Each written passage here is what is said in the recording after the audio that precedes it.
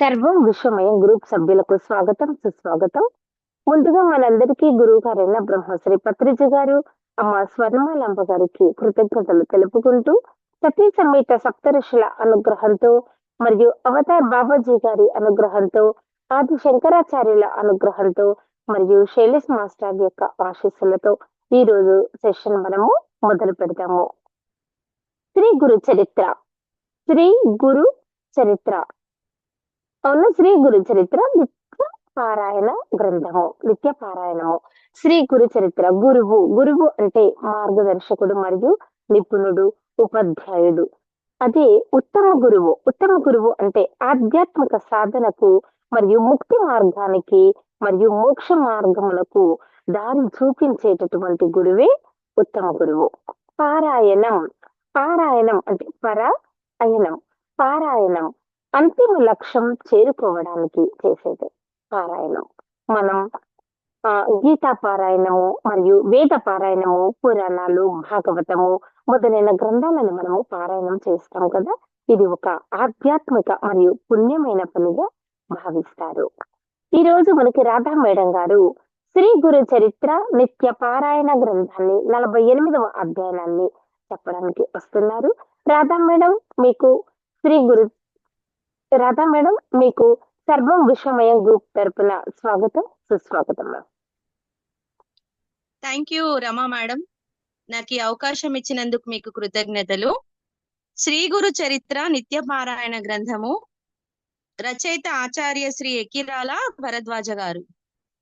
48వ అధ్యాయము పారాయణ చేసుకునే ముందు 47లో ఏం జరిగిందో మాట్లాడుకుందాం మనము.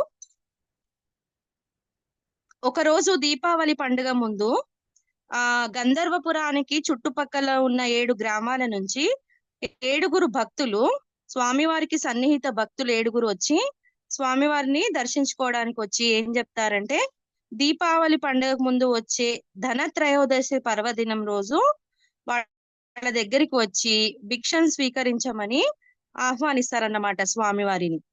అయితే అప్పుడు స్వామివారు అంటారు, వాళ్ళందరూ ఒక్కొక్క గ్రామం నుంచి వస్తారు కాబట్టి ఈ 7 ఆ ఒకే సమయంలో 7 గ్రామాలకు రావడం ఎలా సాధ్యమవుతుంది? కాబట్టి మీలో మీరు ఆలోచించుకోండి, ఎవరి దగ్గరికి రావాలో చెప్పండి అని అంటారు స్వామివారు. అన్నప్పుడు ఈ 7 గ్రామాల వాళ్ళు మాట్లాడుకొని మా ఇంటికి రావాలని మాట్లాడుకుంటారు. ఎంతకీ అది తేలదన్నమాట. తేలకపోతే ఇంకా స్వామివారు అంటారు, మీరు వెళ్ళండి, ఈ విషయం నాకే అప్పచెప్పండి, నా ఇష్టానుసారంగా నేను వస్తాను అని అంటారు. నాకు ఈ విషయాన్ని నాకే విడిచిపెట్టేయండి అనేసి అంటారు.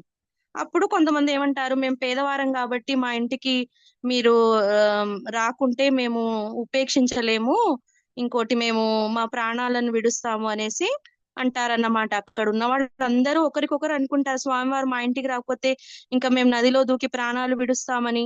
అట్లా ప్రతి ఒక్కరు మాట్లాడుకుంటూ ఉంటారన్నమాట. ఈ విషయం విన్నాక స్వామివారు ఏమంటారు, సరే ఇంకా ఒక వాగ్దానం చేస్తారన్నమాట, మీరైతే ఇళ్ళకి వెళ్ళండి, నేను వస్తానులే అని చెప్తే ఇంకా వాళ్ళు వెళ్ళారన్నమాట. అక్కడి నుంచి వెళ్లకుండా అక్కడే ఉండిపోతే స్వామివారు ఒక్కొక్కరిని పిలిచి, మీ ఇంటికే వస్తాను, వేరే వాళ్ళకి ఇంకా మిగతా వాళ్ళకి మీరు ఈ విషయాన్ని చెప్పకండి అని ఆ 7 ఒక్కొక్కరిని లోపలికి పిలిచి మాట్లాడితే, అప్పుడు వాళ్ళు సరే అని నమ్మకంతో మిగతా వాళ్ళకి ఎవరికి చెప్పకుండా స్వామి మా ఇంటికే వస్తాడని ప్రతి ఒక్కరు మనసులో తలుచుకొని వెళ్ళిపోతారు. వెళ్ళిపోయిన తర్వాత ఈ విషయము ఆ గంధర్వపురంలో ఉన్న గ్రామస్తులకు తెలిసిపోతుంది అన్నమాట. పండుగ రోజు శ్రీ గురుడు చుట్టుపక్కల గ్రామాలకు వెళ్తున్నారనే విషయము తెలిసిపోయి ఆ గ్రామస్తులు అందరూ వచ్చి స్వామివారిని వేడుకుంటారు, మీరు మటుకు ఈ గంధర్వపురం విడిచి వెళ్ళకూడదు స్వామి, మేము మిమ్మల్ని బ్రతిమాలుకుంటున్నాము, మీరు ఇక్కడే ఉండండి, మేము మిమ్మల్ని పూజించుకుంటామని అక్కడున్న వాళ్ళు కూడా వచ్చి అడగడం జరుగుతుంది, ఆ గ్రామస్తులు కూడా. అప్పుడు స్వామి వాళ్ళకు కూడా వాగ్దానం చేస్తారన్నమాట, నేను ఎక్కడికి వెళ్ళను, ఇక్కడే ఉంటానని చెప్తారు. తీరా ధనత్రయోదశి రానే వస్తుందన్నమాట. అప్పుడు ఆ చుట్టుపక్కల గ్రామాలు 7 గ్రామాల వాళ్ళు మొత్తం వాళ్ళ ఇళ్ళకి అంత ఎంతో వైభవంగా అన్ని ఏర్పాట్లు చేసుకొని స్వామివారు వస్తున్నారనేసి పూజలన్నిటికీ సిద్ధంగా ఘనస్వాగతం పలుకుతారన్నమాట. అప్పుడు స్వామివారు ఏం చేస్తారు, ఎక్కడికి వెళ్లకుండా అక్కడ మఠంలోనే ఉండిపోతారు. ఆ గంధర్వపురంలో వాసులకు కూడా వాగ్దానం చేస్తారు కదా ఇక్కడే ఉంటానని. ఆ రకంగా స్వామివారు అక్కడే ఉండడం జరుగుతుంది. తర్వాత కొన్ని రోజుల తర్వాత దీపావళి పండుగ అయిపోతుంది. తర్వాత కార్తీక మాసం రానే వస్తది. అప్పుడు అక్కడ త్రిపురోత్సవం జరుగుతుంది అన్నమాట. స్వామివారి మఠం దగ్గర గంధర్వపురంలో త్రిపురోత్సవం జరిగి కార్తీక పౌర్ణమి సందర్భంగా అక్కడ దీప తోరణాలు అన్ని గ్రామం మొత్తము ఆ తిరునాళ్ళ ఉత్సవాలుగా జరుగుతాయన్నమాట. అప్పుడు అక్కడ 7 గ్రామాలు చుట్టుపక్కల ప్రజలందరూ ఆ ఉత్సవం చూడడానికి గంధర్వపురంకి వస్తారన్నమాట. వచ్చిన తర్వాత వీళ్ళందరూ ఏం చేస్తారు, ఒకరికొకరు మాట్లాడుకుంటారన్నమాట. ఏమని, మా ఇంటికి స్వామివారు వచ్చారు, మా ఇంటికి స్వామివారు వచ్చారని ఈ 7 గ్రామస్తుల వాళ్ళు చెప్పుకుంటే అసలు ఏంటి ఇలా మాట్లాడుకుంటున్నారు, స్వామివారు వీళ్ళ దగ్గరకు వచ్చారా, మా ఇంటికి వచ్చారు కదా అనేసి ఎవరో ఒకరు ఎవరి మాట ఒకరు నమ్మడం లేదన్నమాట. ప్రతి ఒక్కరు మా ఇంటికి వచ్చారు, మా ఇంటికి వచ్చారు అనే మాటను మాట్లాడుకుంటుంటే మిగతా వాళ్ళకి ఇదేంటి అంత ఇలా మాట్లాడుకుంటున్నారు, మా ఇంటికి కదా వచ్చింది అనేసి మేము స్వామివారికి శాలువలు కప్పాము, కానుకలు ఇచ్చాము అనేసి మా మా మాటలు నిజమని మేము నిరూపిస్తామని ఒకరు అంటున్నారు. ఇలా వింతగా అంటుంటే అక్కడున్న గంధర్వపుర వాసులు అందరూ ఈ విషయం విని, మీకేమైనా పిచ్చి పెట్టిందా, స్వామివారి దీపావళి నాడు ఎక్కడికి వెళ్ళలేదు, ఈ గ్రామంలోనే ఉన్నారని అక్కడ గంధర్వపుర వాసులు అంటున్నారు. ఈ మాట స్వామివారు తెలుసుకొని అప్పుడు స్వామివారు చెప్తారన్నమాట, మీరు ఎవ్వరు వాదులు ఆడుకోకండి, మీలో ఎవ్వరు కూడా అబద్ధం చెప్పడం లేరు, మేము అంతటా ఉన్నాము. అన్ని రూపాలు మావే, మేమే అన్ని రూపాలు ధరించి అందరి పూజలను అందుకున్నాను అనే రహస్యము స్వామివారు చెప్పడంతో వాళ్ళు చాలా ఆశ్చర్యపోయి స్వామివారి లీలలను, కని విని ఎరుగని లీలలను ఎంతో స్తుతించుకొని స్వామివారిని పూజించుకోవడంతో 47వ అధ్యాయము సంపూర్ణంగా అయిపోతుంది. అంటే ఈ విషయం ఏంటంటే స్వామివారు విశ్వమంతటా ఉన్నారు అనే విషయాన్ని వాళ్ళు గుర్తిస్తారన్నమాట. ఈ రకంగా 47వ అధ్యాయము కంప్లీట్ అయిందండి. 48వ అధ్యాయం శ్రీ గురు చరిత్ర. 48వ అధ్యాయం. ఓం శ్రీ గణేశాయ నమః. ఓం శ్రీ సరస్వతే నమః. ఓం శ్రీ గురుభ్యో నమః. స్వామి, ఈ గంధరపురంలో శ్రీగురుడు ఇంకేమి చేశారో చెప్పండి అని కోరిన నామధారకుడితో సిద్ధుడు ఇలా చెప్పారు. ఇంకా ఇప్పుడు మళ్ళీ 48వ పారాయణలో ఎవరు మన నామధారకుడు అడుగుతున్నారు, ఇంకా సిద్ధుడు ఎలాంటి లీలలు చేశారో చెప్పండి అనేసి శ్రీగురుడు ఎలాంటి లీలలు చేశారో చెప్పమని నామధారకుడు సిద్ధుడిని అడగడం జరుగుతుంది. అప్పుడు సిద్ధుడు చెప్తున్నాడు, నాయన, ఆ భగవంతుడు ప్రతిరోజు స్నానానుష్ఠాలను మఠం నుండి బయలుదేరి సంగమానికి వెళ్ళి వస్తూ ఉండేవారని చెప్పాను కదా. అప్పుడు గంధర్వపురంలో పర్వతేశుడు అనే ఒక వ్యవసాయదారుడు ఉండేవాడు. అతడు గుత్తకు సాగు చేసుకునే పొలము సంగమం నుండి మఠానికి వెళ్లే దారిలో ఉండేది. ఇప్పుడు ఇక్కడ నుంచి ఇంకొక కథ ప్రారంభమవుతుంది. అదేంటంటే స్వామివారు నిత్యము ఏం చేసేవారు, సంగమ నదికి వెళ్ళి స్నానం చేసుకొని అనుష్ఠానం చేసుకొని తిరిగి మఠానికి బయలుదేరుతూ ఉండేవారు అన్నమాట. స్వామివారి దినచర్య అన్నమాట. అలా స్వామివారు చేసుకునేటప్పుడు అక్కడ గంధర్వపురంలో అంట పర్వతేశుడు అనే ఒక వ్యవసాయదారుడు, వ్యవసాయం చేసుకునేవాడు ఉండేవాడు. అతని పేరు పర్వతేశుడు, వ్యవసాయదారుడు అన్నమాట. అతడు ఏం చేశాడు, ఒక పొలాన్ని గుత్తకు తీసుకొని ఆ సంగమం నుండి స్వామివారి మఠంకి వెళ్లే దారిలో అతని పొలం ఉండేదన్నమాట. అతడు నిత్యము మొదట మఠంలోని శ్రీగురుని దర్శించుకొని పొలానికి వెళుతుండేవాడు.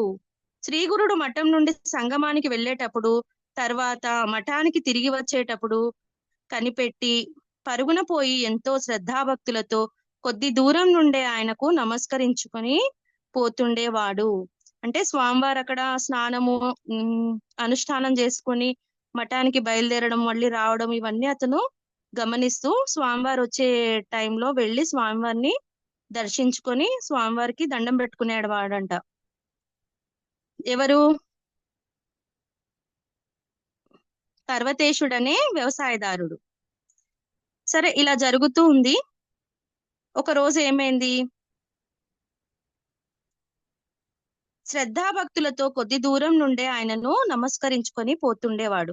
రోజు స్వామివారు కనబడగానే దండం పెట్టుకోవడము, స్వామివారిని చూసినాక ఆయన పొలానికి వెళ్ళి ఆయన పనులు చేసుకోవడము ఆయనకి ఇది దినచర్యగా ఉన్నది. అలా కొంతకాలం గడిచిపోయాక ఏమైందంట, శ్రీగురుడు నుండి శ్రీగురుడు అతనినేమి పలకరించకుండా అతడి భక్తి శ్రద్ధలను గమనిస్తూ ఉండేవారు. ఎంత కాలమైనా అతడేమీ కోరడం లేదని గమనించిన శ్రీగురుడు ఒక రోజు అతడు నమస్కరించగానే, నాయనా, నిత్యము నీవింత శ్రద్ధాభక్తులతో మాకు నమస్కరిస్తున్నావే, మా నుండి నీకేం కావాలో చెప్పు అన్నారు.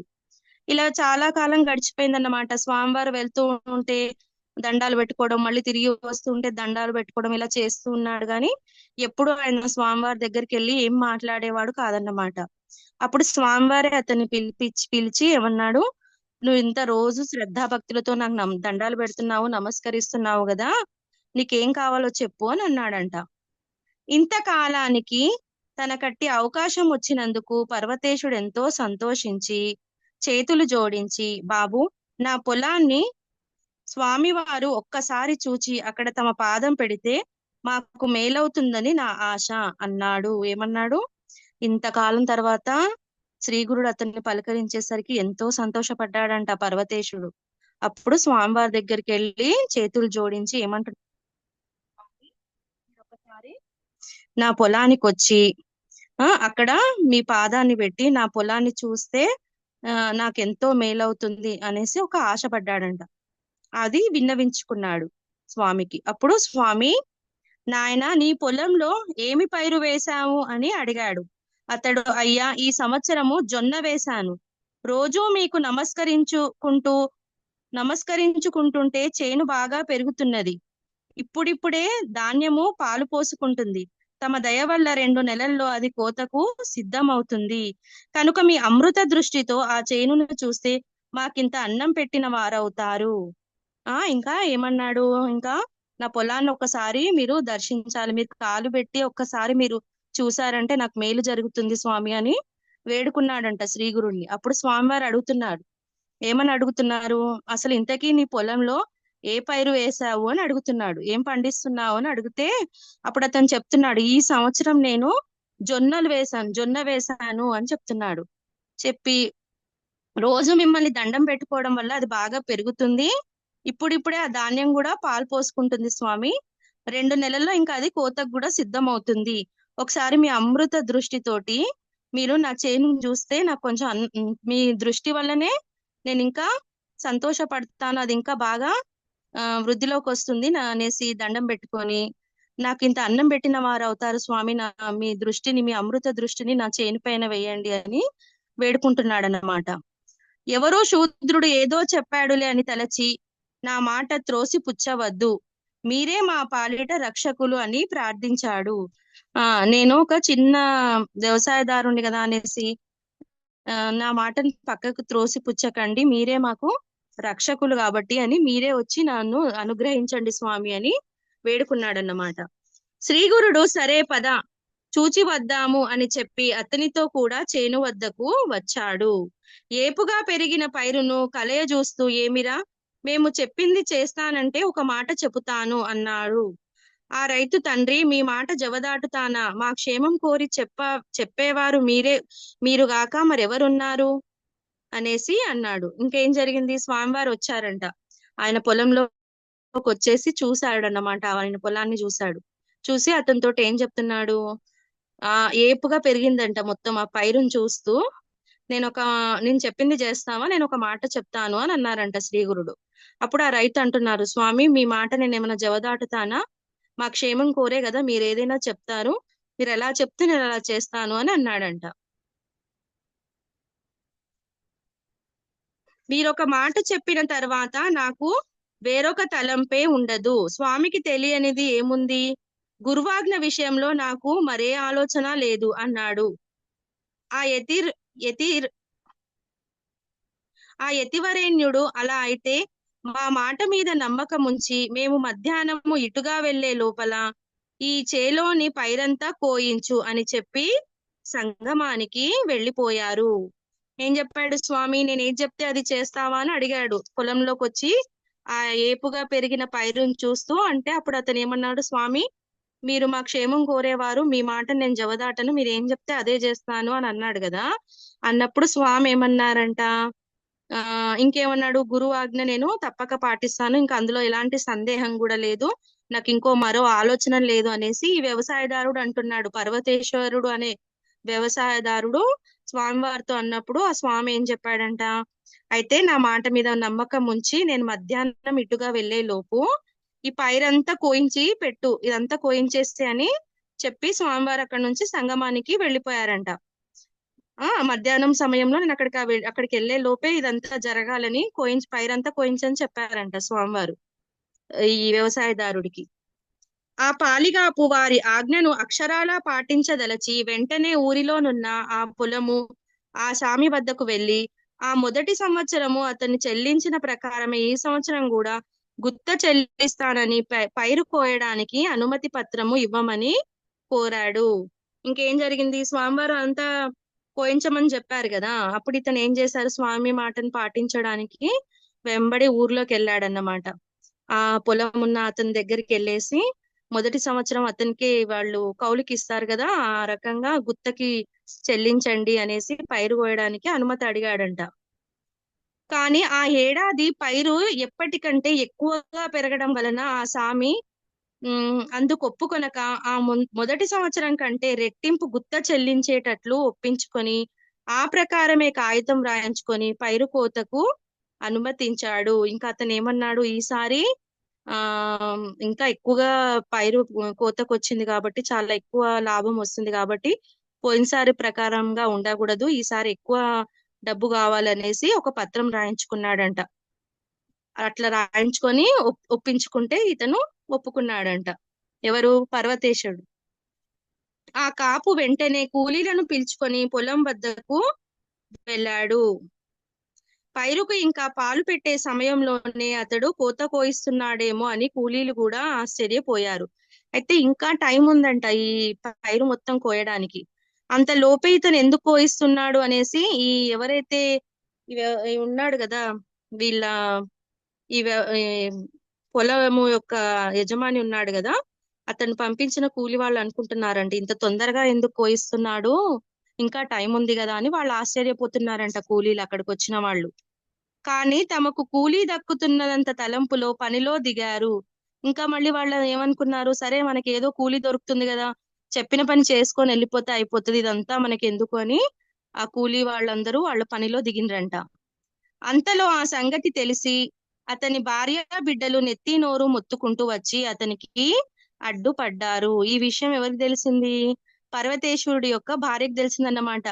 ఇంకా టైము ఉంది కదా, ఇంత తొందరగా పైరెందుకు కోయిస్తున్నాడు, కూలీలను పిలుచుకొచ్చేసి అనేసి అతని భార్య వచ్చేసి అతని భార్య బిడ్డలు వచ్చేసి ఆ పొలం దగ్గరికి వచ్చేసి నెత్తి నోరు మొత్తుకుంటూ అరుస్తున్నారంట, అతనికి అడ్డుపడుతున్నారంట. వాళ్ళని పొమ్మని ఎంత చెప్పినా వాళ్ళు అడ్డు తొలగకపోయేసరికి అతడు వాళ్ళ మీద రాళ్లు రువ్వసాగాడు. వాళ్ళు భయపడి పరుగున న్యాయాధికారి వద్దకు వెళ్లి, మహాప్రభు, మా వాడికి దయ్యం పట్టిందో ఏమో, కానీ కంకులింకా ముదరక ముందే పైరు కోయిస్తున్నాడు, వద్దని అడ్డుపోతే మమ్మల్ని రాళ్లతో కొడుతున్నారు, ఎవరో సన్యాసి చెప్పిన మాటలు విని పంట కోస్తున్న పైరే చేతులారా పాడు చేసుకుంటున్నాడు అని విన్నవించుకున్నారు. ఇక్కడ ఏం జరిగింది, ఈ పర్వతేశుడు స్వామివారి అనుగ్రహం ప్రకారము ఈ ఏమంటారు పంట ఉంది కదా, ఈ పైరంతా కోయిస్తున్నారన్నమాట. కోయించడానికి అక్కడికి ఆ యజమాని దగ్గరికి వెళ్ళి కూలీలను తీసుకొస్తే వాళ్ళు కూడా ఈసారి ఎక్కువగా పండింది కాబట్టి ఎక్కువ అమౌంట్ ఇవ్వాలనేసి పత్రం కూడా రాయించుకోవడం ఇవన్నీ జరుగుతాయి. కూలీ వాళ్ళు వచ్చేసి పంట కోయడానికి ప్రారంభించే ముందు వాళ్ళు కూడా ఆశ్చర్యపోతారు, ఇంకా చాలా టైం ఉంది కదా, ఇప్పుడే ఎందుకు కోయిస్తున్నాడు అనేసి అనుకుంటారు. మళ్ళీ వాళ్ళు అనుకుంటారు వాళ్ళకి వచ్చిన కూలీ చాలే అని ఆశపడి వాళ్ళు కూడా పనిలో దిగుతారు. ఈ సంగతి ఏమైతుంది, పర్వతేశుడు భార్య బిడ్డలకు తెలిసి వాళ్ళు వచ్చి అడ్డుకుంటారన్నమాట. వాళ్ళు చెప్తారన్నమాట ఆయనకి ఇంకా చాలా టైం ఉంది కదా, ఇంత ఇంత తొందరగా ఎందుకు ఇట్లా చేస్తున్నావు అనేసి పర్వతేశుడిని అడిగితే అతను ఏం చేసిండు, రాళ్లు తీసుకొని భార్య పిల్లల మీద కొడుతున్నాడంట. అప్పుడు వాళ్ళు భయపడిపోయారంట, భయపడిపోయి ఇట్లా కాదనేసి ఒక న్యాయాధికారి వద్దకి వెళ్ళారంట. న్యాయాధికారి వద్దకు వెళ్ళినప్పుడు వాళ్ళు చెప్తున్నారన్నమాట, మహాప్రభు, మా వాడికి దెయ్యం పట్టిందో ఏమో, కంకులు ఇంకా ముదరక ముందే పైరు కోయిస్తున్నాడు, ఇంకా టైం ఉంది, కంకులు జొన్నలు వేశారు కదా, ఆ కంకులు ఇంకా ముదరలేదు, అంతకు ముందే కోయించేస్తున్నాడు, ఈయనకి ఏమైనా దయ్యం పట్టిందో ఏమో ఇలా చేస్తున్నాడు మా ఆయన, అది వద్దని చెప్పడానికి వెళ్తే రాళ్లతో మమ్మల్ని కొడుతున్నాడు అని న్యాయాధికారి దగ్గరికి వెళ్ళి ఇతని భార్య చెప్తుందన్నమాట, పర్వతేశ్వరుడి భార్య. ఇంకేం చెప్తుంది, దారిలో ఎవరో సన్యాసి చెప్పిన మాటలు విని పంటకొస్తున్న పైరే చేతులారా పాడు చేస్తున్నాడు, ఇంకా కాపుకొచ్చే టైం వరకు కూడా వెయిట్ చేయకుండా తొందరగా కోయించేస్తున్నాడు, ఇలా పాడు చేస్తున్నాడు అనేసి మొత్తుకుంటుందంట న్యాయాధికారి దగ్గరికి వెళ్ళి.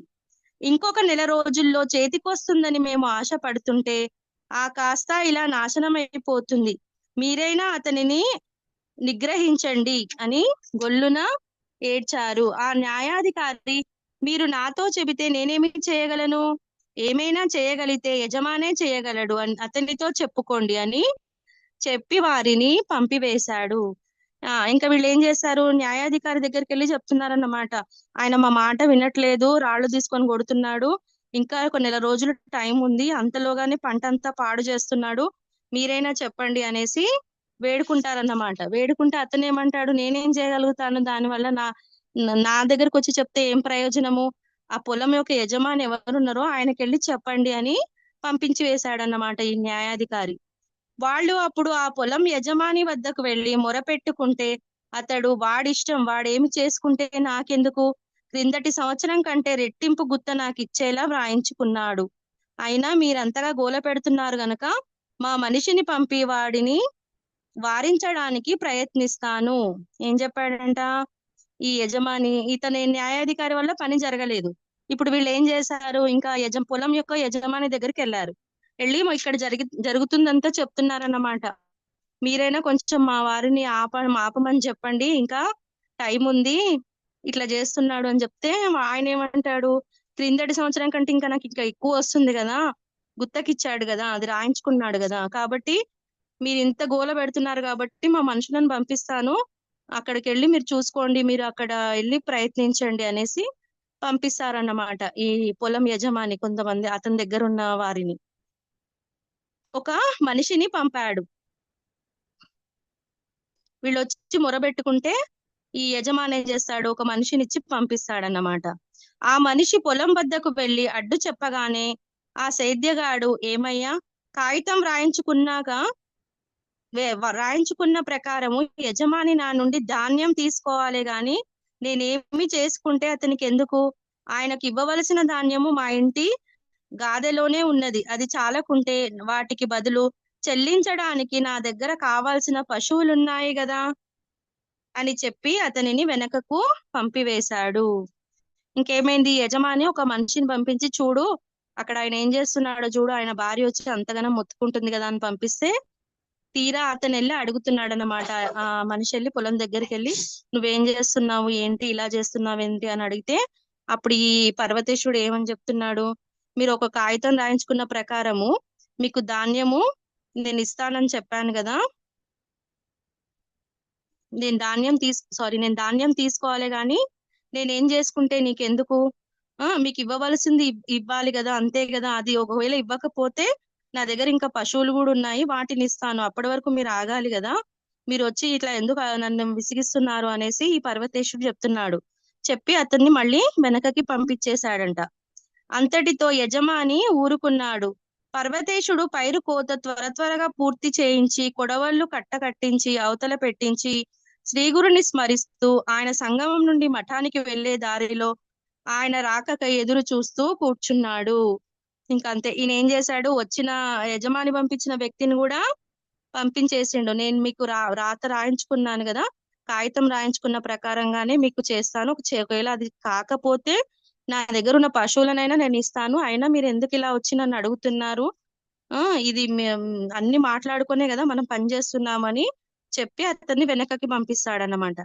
పంపించిన తర్వాత ఏమైతుంది, ఇంకా త్వరగా మొత్తము అదంతా పని ముగించుకుంటాడన్నమాట. పూర్తి చేసుకొని ఈ పైరంతా కోత త్వరగా పూర్తి చేసుకొని అక్కడి నుంచి శ్రీగురుడు వచ్చే సమయం కల్లా స్వామివారి గురించి ఎదురు చూస్తూ అక్కడే కూర్చుండిపోయాడన్నమాట. కొంతసేపటికి అటుగా వస్తున్న శ్రీగురుణ్ణి అతడు నమస్కరించి వారిని పొలం వద్దకు తీసుకువెళ్లి ఆ కోసివేసిన పైరుని చూపాడు. ఇక్కడ ఏం జరిగింది, ఇంకా ఇది అతను అంతా కోయించేశాడు. స్వామివారు చెప్తారు కదా, మధ్యాహ్నం నేను ఇటు నుంచి అటు వెళ్ళే కల్లా ఇదంతా కోయించు అని చెప్తే అదంతా చేసేసి మళ్ళీ స్వామివారు వచ్చే టైం కల్లా పనంతా పూర్తి చేసుకొని స్వామివారి కోసం వేచుకొని కూర్చున్నాడు అన్నమాట. కూర్చొని స్వామివారు రాగానే దండం పెట్టి స్వామివారికి నమస్కరించి చెప్తున్నాడంట. అతను స్వామివారిని తీసుకొని అతని పొలానికి తీసుకెళ్లి, స్వామి ఇగో నేను ఈ పైరు మొత్తము కోసేశాను చూడండి అని చూపిస్తున్నాడు స్వామికి. స్వామి అది చూసి ఆశ్చర్యంగా నటిస్తూ, అయ్యో నీవు అనవసరంగా పైరంతా కోసి వేయించావే, నేనేదో పరిహాసంగా అంటే అంత పని చేస్తావా? ఎంత పని చేశావయ్యా? పాపం ఇప్పుడు నీ జీవనం ఎలా? యజమానికి ధాన్యం ఎలా ఇస్తావు అమాయకుడా? పండని పైరు కోసి అంత వ్యర్థం చేశావు కదా అన్నారు. ఇంకా స్వామివారు ఏం చెప్పారు? సరే స్వామివారు అక్కడికి వచ్చారు. ఆయన పొలంలోకి తీసుకెళ్లి, స్వామి మీరు చెప్పిన ప్రకారంగా ఈ పైరంతా కోసివేశాను చూడండి అంటే, అప్పుడు స్వామి నవ్వుతూ ఏమంటున్నారంట, ఆ ఏ పరిహాసిస్తున్నారు. అతన్ని పరీక్షిస్తూ అంటున్నారంట, ఎంత పని చేసావురా, ఇప్పుడు నువ్వెలా బ్రతుకుతావు, నీ జీవనం ఎలా, నువ్వు యజమానికి ధాన్యం కూడా ఇస్తానని రాసుకున్నావు కదా, ఎలా ఇస్తావు అమాయకుడా? అసలు పండని పైరు కోసి అంతా వ్యర్థం చేసుకున్నావు కదా, అసలు అది ఇంకా నెల రోజులలో పండుతుందని తెలిసి నేను చెప్పిన మాట ప్రకారం ఎందుకు అలా చేసావు? నేనేదో పరిహాసం చేశాను, నీతో నవ్వులాట కోసం మాట్లాడాను, నువ్వు దాన్ని నిజం చేశావు అనేసి అంటున్నాడంట. కానీ అప్పుడు పర్వతేశ్వరుడు కొంచెం కూడా జంకకుండా, అస్సలు ఆ స్వామివారు అట్లా మాట్లాడినప్పుడు ఆయన ఇంత కూడా భయపడలేదంట. భయపడకుండా స్వామికి నమస్కరించి, స్వామి నాకు గురువాక్యమే ప్రమాణము, అదే మాకు శ్రీరామ రక్ష, మీరుండగా మాకేమి భయము అన్నాడు. స్వామి మీద ఎంత భక్తి ఉందంటే, స్వామి ఏది చెప్తే అది నమ్మేసి, మీరు చెప్పిన వాక్యమే నాకు శ్రీరామ రక్ష స్వామి, నేను మీ మాటను జవదాటను అనేసి చెప్తూ, అదే మాకు శ్రీరామ రక్ష, మీరుంటే మాకు ఇంకా భయం ఏముంది అనేసి అంటున్నాడంట. అప్పుడు అతని విశ్వాసానికి శ్రీగురుడు లోపల సంతోషించి, నీకు అంత దృఢమైన విశ్వాసం ఉంటే అలానే అవుతుందిలే అని నిర్వికారంగా మఠానికి వెళ్ళిపోయారు. స్వామివారు ఎంతో సంతోషించారంట లోపల. ఇతనికి ఎంత భక్తి, ఎంత విశ్వాసం ఉంది స్వామివారి మాట మీద అనేసి. సరే నీకు ఇంత నమ్మకం ఉంటే నీవు అనుకున్నట్టుగానే జరుగుతుందిలే అనేసి చెప్పుకుంటూ మఠానికి వెళ్ళిపోయారంట. ఆ కాపరి కూడా శ్రీగురుడు కనుమరుగయ్యే వరకు తదేకంగా ఆయనను చూచి నిశ్చింతంగా ఇంటికి వెళ్ళిపోయాడు. దారిలో అతని చూచిన వారంతా ఎన్నెన్నో మాటలు అన్నారు గాని అతడేమీ పట్టించుకోలేదు. ఇంకా ఇతడు స్వామివారు ఇట్లా అన్న తర్వాత స్వామివారు అంటారు కదా, నా మాట మీద నీకు నమ్మకం ఉంది కాబట్టి నువ్వు ఎలా కోరుకుంటే అలాగే జరుగుతుంది అనేసి మఠానికి వెళ్ళిపోతున్నప్పుడు ఈయన అట్లాగే స్వామిని చూసుకుంటూ అలాగే ఉండిపోయి, ఇంకా మళ్ళీ తిరుగు ప్రయాణమై ఇంటికి వెళ్తుంటే అక్కడ ఈ పైరు కోసిన వాళ్ళందరూ ఏవేవో మాటలు అనుకుంటున్నారంటే, వీడు ఎంత వెర్రిబాగుల వాడు, ఇంకా మొత్తము పంట మొత్తం పండే వరకు కూడా ఆగలేదు, తొందరపడి సన్యాసి మాటలు వినేసి ఇలా చేసుకున్నాడని అక్కడ అందరూ ఏవేవో మాటలు అంటున్నారంట. అయినా అతడేమీ పట్టించుకోకుండా వెళ్ళిపోయాడంట. పర్వతేశ్వరుడు ఇల్లు చేరేసరికి అతడి భార్య తమకు ఆ సంవత్సరం నోటి వద్దకు వచ్చిన కూడు పాడైపోయిందని బోరున ఏడుస్తుంది. అతడు మాత్రము ఎంతో నిబ్బరంగా ఆమెతో, ఒసి వెర్రిదానా, నీవలా ఏడవకూడదు, ఆ గురుదేవుల వాకే మన పాలిట కామధేనువు, వారి మహిమ మూడులకేం తెలుస్తుంది, ఆయన సాక్షాత్తు పరమేశ్వరుడే, మనకు ఆయన పెన్నిదిలా దొరికాడు, వారి దయ ఉంటేనే అందరము సుఖంగా బ్రతుకగలము. ఏం చెప్తున్నాడు, ఇంకా ఈయన ఇంటికి వెళ్ళేసరికి ఆయన భార్య ఇంకా అతనితో మొరబెట్టుకుంటుందన్నమాట. ఎంత పని చేసావయ్యా, ఈ సంవత్సరం మనకు అసలు ఏమీ లేకుండా చేసావు, నోటి వద్దకు వచ్చిన ఏమంటారు పొలం ఈ కూడు మొత్తం పాడైపోయింది, ఈ పంట మొత్తం నువ్వే నీ చేతులారా నాశనం చేసావు అనేసి అంటుందన్నమాట. అంటే అప్పుడు అతను అంటుండు, నువ్వు పిచ్చిదానివి, నువ్వు అలా వెర్రిబాగుల దానివి, ఏడవకు, స్వామివారు చెప్పిన మాట తప్పకుండా అక్షరాల నిజం అవుతుంది, ఆయన మహిమ మూర్ఖులకేం తెలుస్తుందిలే, ఆయన ఎవరనుకుంటున్నావు, ఆయన సాక్షాత్తు పరమేశ్వరుడే, వారి దయ ఉంటే మనం అందరం సుఖంగా ఉంటాము అనేసి భార్యకు చెప్తున్నాడు అన్నమాట పర్వతేశ్వరుడు. మామూలుగా పండవలసిన పంట కంటే ఎన్నో రెట్లు ఎక్కువగా ఆయన ప్రసాదిస్తారని నాకు నమ్మకం ఉన్నది అని చెప్పి ఆమెను ఓదార్చాడు. అతని మాటలు విన్న ఇరుగు పొరుగు వారందరూ చోద్యం చూడవచ్చి అతని మూఢ విశ్వాసానికి నివ్వెరపోయి నవ్వుకుంటూ వెళ్ళిపోయారు. ఇంకేం చెప్పారంట, స్వామివారి మీద నాకు నమ్మకం ఉంది, మామూలుగా కంటే ఇప్పుడు ఇంకా ఎక్కువ రేట్లు ఆయన మనకి ఇస్తాడు, ప్రసాదిస్తాడు అని చెప్పి భార్యను ఓదారుస్తున్నాడు అన్నమాట. అప్పుడు ఈ మాటలు ఇక్కడ జరుగుతుందంతా చుట్టుపక్కల వాళ్ళంతా గమనించి, ఈడంతా మూర్ఖుడు, అసలు ఎవరో మాటలు వినేసి ఇలా చేసిండు అనేసి అందరూ నవ్వుకుంటున్నారంట ఆ చుట్టుపక్కల వాళ్ళంతా. ఒక వారం రోజులు గడిచాయి. 8వ రోజు నుండి విపరీతమైన చలిగాలి వీచనారంభించింది. దాని వలన చుట్టుపక్కల చేలన్నీ వాలిపోయి తాలు ధాన్యము ఏర్పడింది. ఇంకేం జరిగిందంట, ఇదంతా అయిపోయిన తర్వాత ఒక వారం రోజులు గడిచిపోయాయి. వారం రోజులు అయిపోయినాక 8వ రోజు చుట్టుపక్కల వాతావరణం మొత్తము మారిపోయిందంట, చలిగాలి వీచిందంట మొత్తం. అట్లా చుట్టుపక్కల చలిగాలి వీచేసరికి ధాన్యం మొత్తము ఎక్కడికక్కడ కుప్పగూలిపోయిందన్నమాట, చుట్టుపక్కల ఉన్న చేన్లలో. దానికి తోడు ఆ పుష్యమాసంలో భారీ ఎత్తున అకాల వర్షము కురిసింది.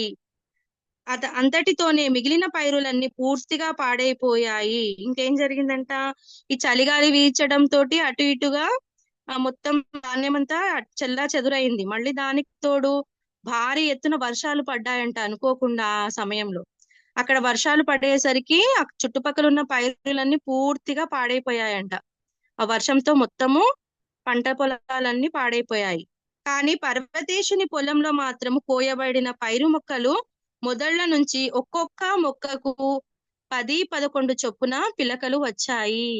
ఇక్కడ చూడండి, ఇక్కడ ఏం విచిత్రం జరిగింది. ఇతను మొత్తము కోత కోయిస్తాడు కదా, కోయించినందుకు అక్కడ మొత్తం ఆయన పొలంలో చిన్న చిన్నగా ఒక్కొక్క మొక్క నుంచి 10-11 చొప్పున చిన్న చిన్న పిలకలు వచ్చాయంట. పైరు ఏపుగా పెరిగి అమితముగా పండింది. ఇంకా ఏపుగా పెరిగిందంట, వర్షం కురిచింది కదా, కురిసిన తర్వాత బాగా అమితంగా పైరు పెరిగి పండిందంట. అది చూచిన వారందరూ నిర్ఘాతపోయారు. చుట్టుపక్కల జనాలంతా ఇదంతా విచిత్రంగా అనిపిస్తుంది, ఇది ఏం జరుగుతుంది ఇక్కడ, మొత్తం ఆయన కో కోయించాడు కదా, అక్కడ నుంచి చిన్న చిన్న మొక్కలు ఒక 10-12 చొప్పున చిన్న చిన్న పిలకలు వచ్చాయి, ఏపుగా పండడము. అది చూసి పక్క చుట్టుపక్కల పొలం వాళ్ళందరూ చూసి నిర్ఘాతపోయారంట. అతడి భార్య కూడా అమిత సంతోషంతో తన భర్త కాళ్ళ మీద పడి, అయ్యా, తెలియక నేనెంతో గొడవ చేసి మీ మనస్సుకు ఎంతగానో గాయం చేశాను, నొప్పించాను, తెలివి తక్కువ వలన ఏమేమో నోటికొచ్చి మాట్లాడాను, చివరకు ఆ మహానుభావుని కూడా నిందించాను, అదెంత తప్పో ఇప్పుడు తెలుసుకున్నాను, అదంతా మనస్సులో పెట్టుకోక నన్ను క్షమించండి అని ప్రాధేయపడింది. ఇంకేం జరిగింది, ఇప్పుడు వీళ్ళ పొలంలో చిన్న చిన్న మొక్కలు పిలకలు మొదలయ్యాయి కదా, అది బాగా పండడము స్టార్ట్ అయిపోయింది వర్షం పడిన తర్వాత.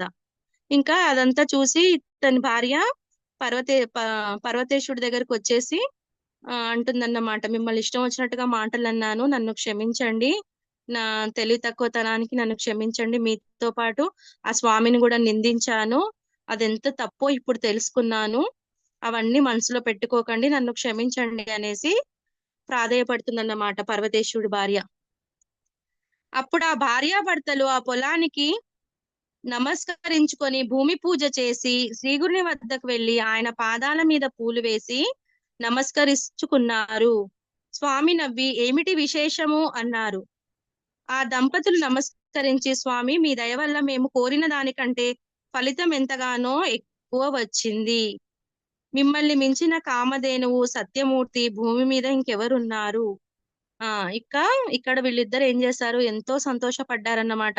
ఆ వర్షం పడి చుట్టుపక్కల అలా జరిగి ఇతని పొలం బాగా పండేసరికి ఇతని భార్య రియలైజ్ అయిందన్నమాట, తప్పు చేశాను, తప్పుగా మాట్లాడాను అనేసి. అప్పుడు భర్తను కూడా క్షమించమని వేడుకుంది. స్వామి వారి దేవుని కూడా అలా అన్నందుకు నన్ను క్షమించండి అనేసి ఇద్దరు కలిసి భార్యాభర్తలు అక్కడ ఉన్న పొలానికి వెళ్ళి నమస్కారం చేసుకొని అక్కడ భూమి పూజ చేసుకొని శ్రీగురు దగ్గరికి వెళ్ళారన్నమాట. శ్రీగురుని దగ్గరికి వెళ్ళేసి ఆయన దండం పెట్టుకొని ఆయన పాద పూజ చేసుకొని నమస్కరించుకుంటే అప్పుడు స్వామివారి నవ్వుకుంటూ అడుగుతున్నారు, ఏంటి విశేషం, ఇలా వచ్చారు, ఏం సంగతి అని అడిగినప్పుడు అప్పుడు ఆ దంపతులు ఇద్దరు నమస్కారం చేసుకొని, స్వామి, మీ దయ వలనే మేము కోరిన దానికంటే అమిత ఫలము పొందాము, ఎక్కువ ఫలాన్ని, మాకు అనుకున్న దానికంటే ఎక్కువ లాభం వచ్చింది, మీరే మా పాలిట కామధేను స్వామి, మిమ్మల్ని మించిన వాళ్ళు ఇంకెవరు ఉన్నారు, మీరు సత్యమూర్తులు, ఇంకా భూమి మీద మిమ్మల్ని మించిన వాళ్ళు ఎవరున్నారు స్వామి అనేసి స్వామి వారిని పొగుడుతున్నారన్నమాట, కీర్తిస్తున్నారు. అమృతం వంటి మీ మాట అందరూ వినదగినది, అదియే అందరి పాలిటి పెన్నిది. మీ చూపు పాపులను కూడా పావనం చేయగలదు అన్నారు. పర్వతేశుని భార్య, స్వామి నేను తెలియక మొదట ఏమేమో అన్నాను, మన్నించి మమ్మల్ని మీరు ఎప్పుడు ఇలానే కాపాడాలి. మీరే మాకు దిక్కు, మీరెల్లప్పుడూ మిమ్మల్ని ఇలాగే కొలుచుకునేలా అనుగ్రహించండి అని విన్నవించుకుంది. ఇంకా ఏం చేసింది ఈమె? నోటికి వచ్చినట్టు మాట్లాడింది కదా, అతను ఎవరో సన్యాసి చెప్పినట్టుగా నా భర్త విని ఇలా చేస్తున్నాడని బోరున ఏడ్చి మొత్తుకుంది కదా. ఇప్పుడు స్వామివారి దగ్గరికి వెళ్ళి ప్రార్థిస్తుంది అన్నమాట. ఏమని చెప్తుంది? నేను తెలియక ఏదేదో మాటలు అన్నాను స్వామి, నన్ను మన్నించండి. మీరే మాకు ఇప్పుడు దిక్కు, ఎల్లప్పుడు మేము మిమ్మల్ని కొలుచుకునేలాగా, మిమ్మల్ని ఆరాధించేలాగా నన్ను అనుగ్రహించండి, మమ్మల్ని మా భార్యాభర్తలు ఇద్దరిని అనుగ్రహించండి అని విన్నవించుకుందంట స్వామి దగ్గరికి వెళ్ళి. తర్వాత ఆ దంపతులు స్వామికి నీరాజనం ఇచ్చారు. వారి భక్తిని చూసి సంతోషించి శ్రీగురుడు అఖండ శ్రీరస్తు అని ఆశీర్వదించి వాళ్లను పంపివేశారు. ఆ దంపతులు ఎంతో సంతోషంగా ఇంటికి వెళ్ళిపోయారు. ఇంకా స్వామివారు వాళ్ళిద్దరిని చూసి వాళ్ళ భక్తికి మెచ్చారన్నమాట. ఇద్దరు ఇంకా స్వామి మీరు చెప్పినట్టుగానే వింటాము, మీరే మాకు దిక్కు అనేసి తెలుసుకుందన్నమాట. అతని భార్య తెలుసుకొని ప్రాధేయపడడం వల్ల స్వామివారు సరే అని అఖండ శ్రీరస్తు అని దీవించి వాళ్ళను ఇంటికి పంపించేసరికి వాళ్ళు చాలా సంతోషంతో ఇంటికి ఆ దంపతులు ఇద్దరు వెళ్ళిపోయారంట. నెల గడిచేసరికి పర్వతేశుని పంట పండి కంకులు అద్భుతంగా బయటికి వచ్చాయి. నిజానికి ఆ మొదటి సంవత్సరం కంటే ఎన్నో రెట్లు ఎక్కువగా ధాన్యం పండింది. ఆ కాపు ధాన్యము నూర్చి రాసిపోసి ఆ స్వామి వద్దకు పోయి, అయ్యా చూచారా, స్వామి దయ వలన పైరెంత బాగా పండిందో, మీకు కూడా మనం ఒప్పందం చేసుకున్న దానికంటే ఎక్కువ ఇస్తాను, తీసుకోండి అన్నాడు.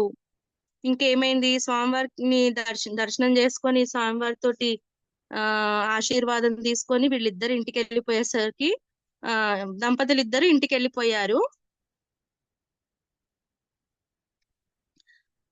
నెల రోజులు గడిచిన తర్వాత పంట పండిందన్నమాట. ఈ కంకులు కూడా అద్భుతంగా వచ్చేసరికి ఏమైంది? ఇతను వెళ్ళేసి ఆ యజమాని దగ్గరికి వెళ్ళేసి మనం ఒప్పందం రాసుకున్న ప్రకారము మీకు కొంచెం ఎక్కువనే ఇస్తాను అనేసి అంటాడన్నమాట. అప్పుడు ఆ యజమాని ఏమంటాడో వినండి. అయినా నాకు ఇంత ఎక్కువగా పండింది గనక మన ఇద్దరము చెరిసగం తీసుకుందాము, అది నాకు న్యాయం అనిపిస్తుంది అని చెప్తాడు. ఈ పర్వతేశుడు వెళ్ళి యజమానికి చెప్తాడు, ఇప్పుడు ఎక్కువగా పోయిన సంవత్సరం కంటే ఎక్కువగా పండింది కాబట్టి న్యాయంగా చూస్తే ఇద్దరం సగం సగం పంచుకోవాలి కదా అని అంటే, అప్పుడు అతను ఏమంటాడు యజమాని, మీరు వెంటనే వచ్చి మీ భాగం మీరు తీసుకోండి అని చెప్తే ఆయన ఏం ధనాశకు లొంగకుండా తన ఒప్పందం చేసుకున్న ప్రకారమే మనం కాగితం రాసుకొని ఒప్పందం చేసుకుంటాం కదా, ఆ ప్రకారమే నాకు ఇచ్చేసేయండి అని చెప్తాడనమాట. ఆయన ఎక్కువ తీసుకోవడానికి ఆ యజమాని అంగీకరించాడంట. అది నీ భక్తి శ్రద్ధలకు మెచ్చి శ్రీగురుడు ప్రసాదించాడు గనక అదంతా నీకే చెందాలి అన్నాడు. అప్పుడు ఆ రైతు రాజుకు చెల్లించాల్సిన భాగము వేరుగా తీసి ఆ సంవత్సరం పంటలు నాశనమై అలమటిస్తున్న బ్రాహ్మణులకు కొంత ధాన్యాన్ని ఇచ్చాడు. అటుపైన మిగిలినదంతా బండ్ల మీద వేసి ఇల్లు చేరుకున్నాడు. ఇంకా ఏం జరిగింది? ఈ యజమానికి ఏదైతే రాయించుకున్నాడో దానికంటే ఎక్కువ ఇస్తాను, ఎక్కువగా పండింది కాబట్టి ఎక్కువ ఇస్తానంటే, అప్పుడు యజమాని ఏమంటాడంటే, నీ భక్తి శ్రద్ధల వల్ల నువ్వు శ్రీగురుడికి ప్రార్థించుకోవడం వల్ల, ఆయన నమ్మి నువ్వు చేసినందుకు, ఆయన చెప్పినట్టుగా నువ్వు విని చేసినందుకు నీకు ఈసారి ఇంత లాభం వచ్చింది కాబట్టి నాకొద్దు, నువ్వు నాకు ఏ ప్రకారంగా అయితే రాయించుకున్నావో అంతే ఇవ్వు అనేసి ఆ యజమాని అన్నప్పుడు ఇతను ఏం చేస్తాడు, ఆ చుట్టుపక్కల గ్రామాల్లో ఉన్న వాళ్ళ పంటలన్నీ అకాల వర్షానికి పాడైపోతాయి కదా, వాళ్ళందరికీ ఇచ్చేస్తాడన్నమాట. మిగిలిన సగం ఇచ్చేసి మిగిలింది తను ఇంటికి తీసుకొని వెళ్తాడన్నమాట. ఇలా ఇతను వెళ్ళిపోతాడు. ఈ రకంగా నామధారక శ్రీగురుని మహత్యం ఎంతటిదో చూసావా, గురుభక్తి అన్ని అభిష్టాలని ప్రసాదిస్తుంది. ఇప్పుడు ఏం చెప్తున్నాడు సిద్ధయోగి? చూసావా, గురుని మీద భక్తితోటి నమ్మకంతో ఇలా చేశాడు కాబట్టి ఇతనికి ఇంత లాభం పొందాడు, గురువాక్యం ఇంత నిజమైంది, ఇతనికి ఈ శ్రీ గురు మహత్యం ఎంతటిదో గమనించావా అనేసి గురువుని భక్తితో కొలిస్తే వాళ్ళు కోరుకునే అన్ని చేస్తారని చెప్పడంతో ఈ అధ్యాయము సమాప్తము. ఓం శ్రీ దత్తాయ గురవే నమః. ఓం శ్రీ శ్రీపాద శ్రీ వల్లభాయ నమః. ఓం శ్రీ నృసింహ సరస్వతే నమః. లోకా సమస్తా సుఖినో భవంతు. సర్వే జనా సుఖినో భవంతు. ఓం శాంతి శాంతి శాంతి. జై గురుదత్త. చాలా బాగుంది మ్యామ్ క్లాస్. మీరు ఎంతటి పారాయణాన్ని మాకు చెప్తూ వినిపిస్తూ ఉన్న మీకు చాలా ధన్యవాదాలు మ్యామ్. మీ అమూల్యమైన సమయాన్ని మాకు కేటాయించినందుకు చాలా థ్యాంక్ యూ మ్యామ్. మీరు ఏదైతే చెప్తున్నారో ఇదంతా విశ్వానికే అర్పిస్తున్నానండి. ఇంతటి చక్కని అవకాశం ఇచ్చినందుకు మీకు కృతజ్ఞతలు. నాదేమీ లేదు మ్యామ్, అంతా ఆ భగవత్ సంకల్పం, విశ్వం సంకల్పం. ఓకే మ్యామ్, మనము సెషన్ ఏం చేసుకుందామా? ఓకే అండి. ఓకే. రేపు మళ్ళీ 49వ అధ్యాయంతో రేపటి తరగతిలో మనం మళ్ళీ కలుసుకుందాం. అందరికి అంతవరకు సెలవు.